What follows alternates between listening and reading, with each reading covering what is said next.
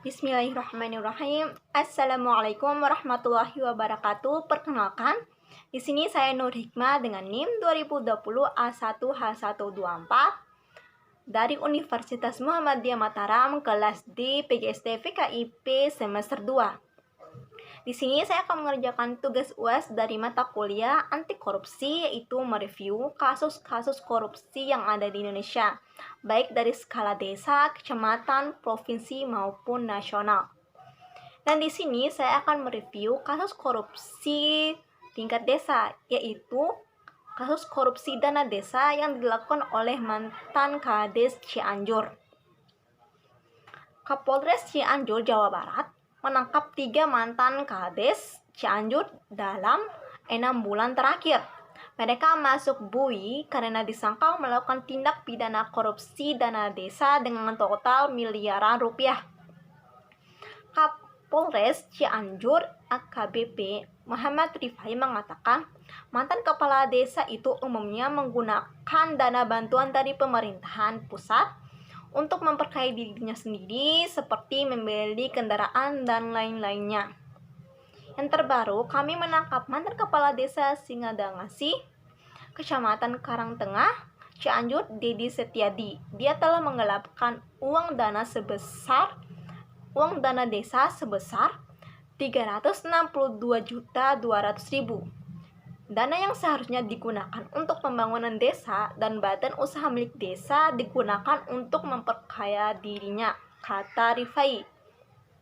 Setelah dilakukan penyelidikan dan meminta keterangan saksi-saksi serta mengumpulkan bukti-bukti, penyelidik menetapkan Didit sebagai tersangka.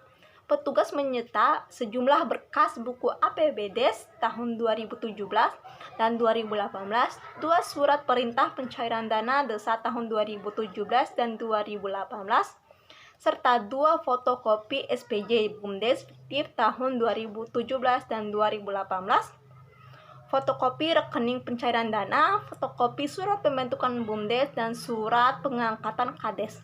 Saat ini tersangka sudah ditahan untuk mempertanggungjawabkan perbuatannya. Tersangka akan dijerat dengan pasal 2 ayat 1 atau pasal 3 Undang-Undang Nomor 20 Tahun 2001 tentang perubahan atas Undang-Undang Nomor 31 Tahun 1999 tentang tindak pidana korupsi pada pasal 64 dengan ancaman hukuman 20 tahun penjara, katanya.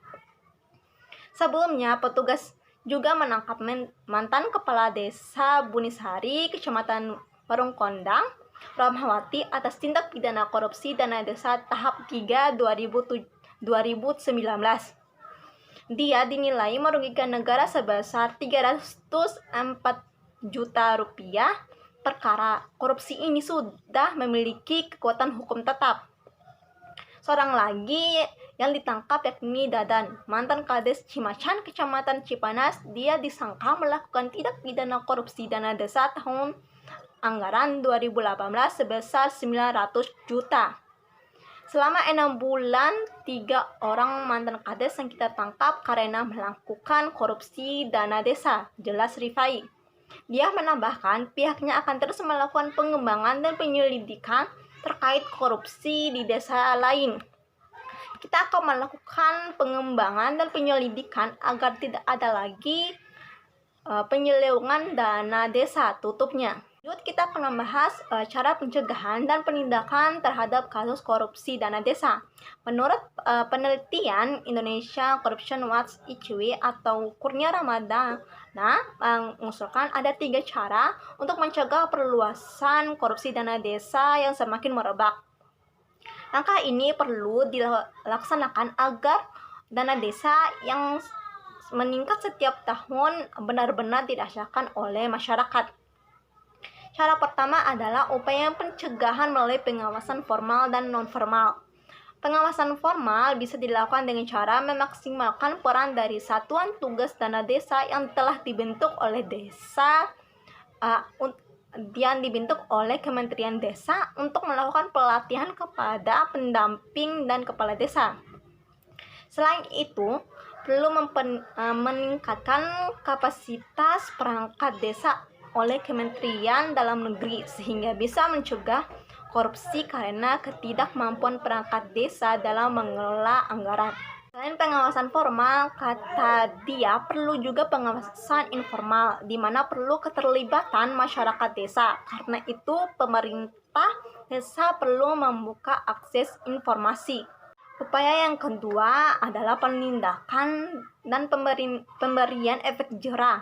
Penindakan bisa dilakukan oleh kepolisian, kejaksaan, dan KPK.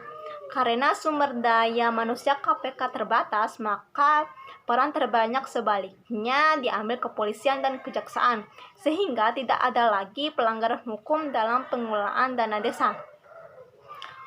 Lanjut, upaya pencegahan yang ketiga adalah pemerintah perlu melakukan evaluasi dari perbaikan secara menyeluruh terkait penyaluran dan pengelolaan dana desa. Menurut dia, evaluasi ini penting agar kejadian-kejadian seperti yang dialami di Cianjur tidak terulang lagi. Nah, lanjut tentang penindakan. Untuk kasus korupsi dana desa itu seperti yang terjadi pada korupsi yang dilakukan oleh mantan 3 kades di Cianjur, yaitu dengan memberikan penindakan hukum dengan melakukan penyelidikan, meminta keterangan saksi, dan mengumpulkan bukti. Setelah itu menahan pelaku untuk mempertanggungjawabkan perbuatannya. Nah, untuk penindakan dan pencegahan menurut saya yaitu untuk penindakannya dengan memberikan hukuman sesuai untuk para pelaku untuk mempertanggungjawabkan perbuatannya dan memberikan sanksi hukum pidana kepada mereka sesuai dengan perbuatannya. Lanjut, yaitu cara pencegahan kasus korupsi dana desa menurut saya yang pertama yaitu pembentukan pengawasan dana desa sehingga proses alokasi dana sampai pada pemanfaatan dan benar-benar dirasakan oleh masyarakat dan tidak digunakan untuk kebutuhan pribadi. Yang kedua, dengan mendampingi atau membina kepala desa bagaimana pengelolaan dana desa untuk kebutuhan desa, karena merekalah yang bertanggung jawab terhadap pengelolaan dana desa atau keuangan desa. Nah, itu saja review saya tentang kasus korupsi yang ada di Indonesia. Bila ada kesalahan, saya mohon maaf. Wassalamualaikum warahmatullahi wabarakatuh.